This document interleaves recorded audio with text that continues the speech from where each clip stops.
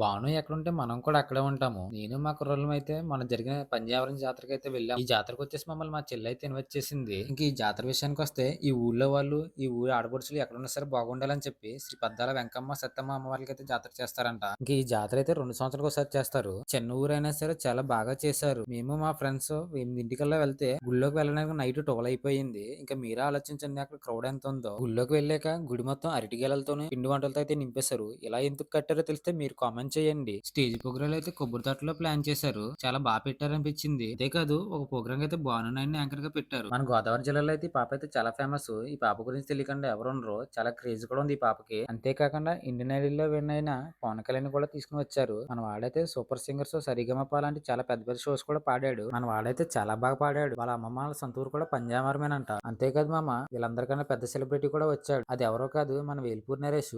నరేష్ ని చూసి అయితే మన కుర్రోళ్ళందరూ అయితే ఊగిపోయారు. మీ ఊర్లో కూడా ఇలాంటి జాతరలు జరిగితే లైక్ చేసి కామెంట్ చేయండి. అంతేకాదు ఫాలో చేసి సపోర్ట్ కూడా చేయండి మామ. ఇలాంటి మంచి మంచి వీడియోస్ చేయడానికి మాకు కూడా హెల్ప్ఫుల్ గా ఉంటుంది.